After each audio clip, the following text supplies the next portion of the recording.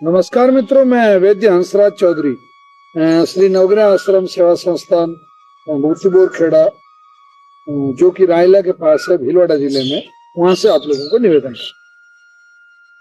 मित्रों, कैंसर रोगी में आहार का बहुत महत्व है, यानी कि जिस व्यक्ति आहार का दोनों में ही महत्व है।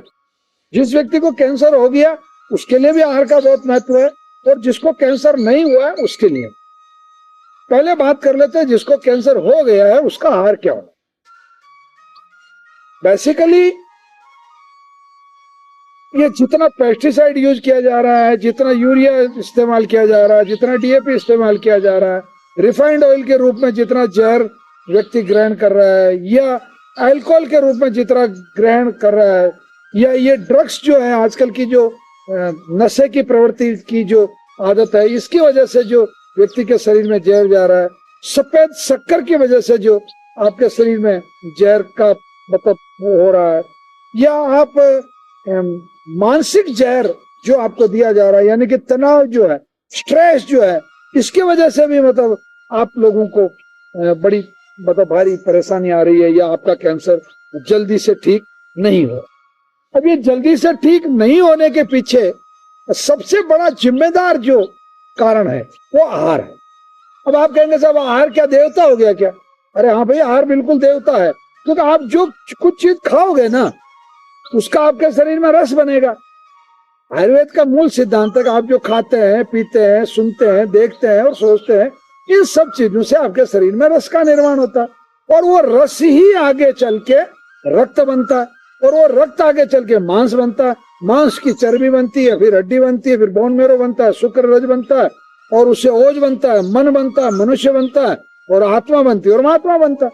तो ये एक पूरी श्रृंखला।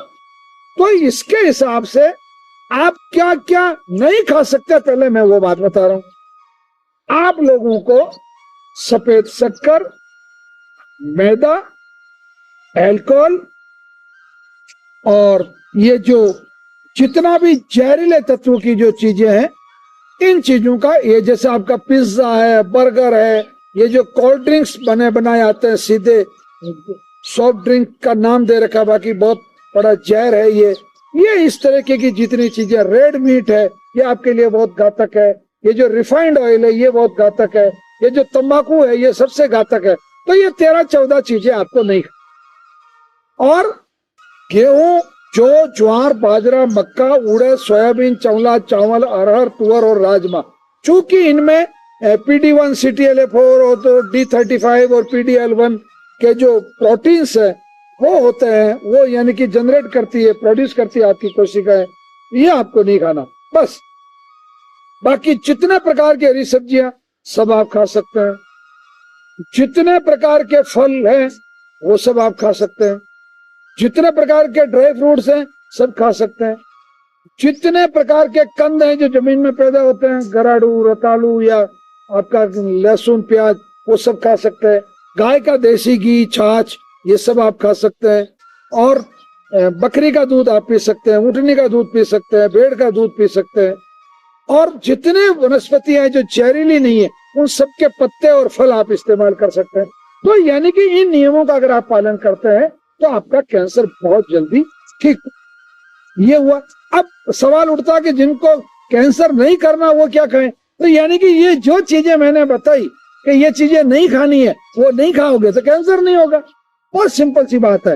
तो ये महत्वपूर्ण जानकारी आप लोगों तक पहुंच चुकी है, तब आपको, आपका फर्ज बनता है कि आप इस जानकारी को आगे तक पहुंचाएं।